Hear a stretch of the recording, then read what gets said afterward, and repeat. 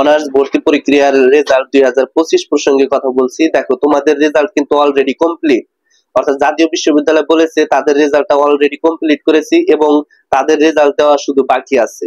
এখন দেখা গেছে যে তোমাদের 24, 25, 26 তারিখের মধ্যে রেজাল্ট পাবলিশ করা হবে।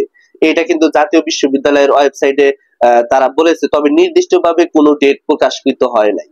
তারা বলে নাই যে 25 তারিখে বা 24 তারিখে তাদের রেজাল্টটা পাবলিশ করবে। তবে তোমরা ধরে নাও যে এই সপ্তাহের মধ্যেই, বৃহস্পতিবারের মধ্যেই তোমাদের রেজাল্টটা পাবলিশ হবে এবং স্ব স্থান থেকে তোমরা বিভিন্ন নিয়মে রেজাল্টটা দেখে নিবা। এখন অনেক শিক্ষার্থী আছো যারা বিভ্রান্তিতে, দেখা যায় যে অনেক শিক্ষার্থী পাস করবে, অনেক শিক্ষার্থী ফেল করবে, অনেক শিক্ষার্থী কাঙ্ক্ষিত কলেজ পাবে না, সাবজেক্ট মিললে কলেজ মিলবে না, আবার কলেজ মিললে সাবজেক্ট মিলবে না, এমনটা কিন্তু হবে। যদিও এমনটা হবে, তারপরেও তোমার স্থান থেকে তুমি কেয়ারফুলি হও এবং কি তোমার রেজাল্টটা 24 তারিখ, 25 তারিখ বা 26 তারিখ যেদিনই দিক না কেন সেই দিন অ্যালার্ট থাকো। যে রেজাল্ট কিভাবে বের করব এই নিয়ে ভিডিও আসবে, অবশ্যই ভিডিও দেখে নিবা। আর তোমাদের রেজাল্টটা পাবলিশড হবে 3টা পদ্ধতিতে, তোমরা দেখতে পারবা। এই 3টা পদ্ধতি অবশ্যই তোমাদের জন্য গুরুত্বপূর্ণ, এ নিয়েও ভিডিও আসবে, অবশ্যই দেখবা।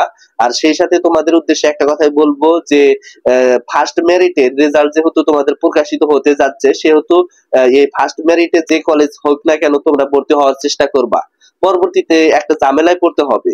এখন ঝামেলা হচ্ছে কি, যে তোমরা সেকেন্ড মেরিটে আবেদন করবা, সেখানে কিন্তু সিট সংখ্যা খুবই কম থাকবে। কারণ 4,36,000 সিটের মধ্যে 3 লক্ষ বা 3 লক্ষ, 3.5 লক্ষ সিট প্রথম মেরিটে কিন্তু তারা ভর্তি নিয়ে নিবে। সেহেতু 1 লক্ষ সিটের মতো ফাঁকা থাকবে। এটা কিন্তু সেকেন্ড মেরিট, ফার্স্ট রিলিজ আর সেকেন্ড রিলিজের জন্য অপেক্ষমান থাকবে। সেক্ষেত্রে তোমাদের উচিত প্রথম মেরিটে ভর্তি হওয়া। যদি সাবজেক্ট যদি সঠিক না আসে, সেক্ষেত্রে প্রথম মেরিটে ভর্তি হওয়ার দরকার নাই। আর যদি সাবজেক্ট সঠিক আসে, কলেজ সঠিক আসে, তাহলে প্রথম মেরিটে ভর্তি হয়ে নিও, সমস্যা নাই। তো এই ছিল আজকের ভিডিওটা।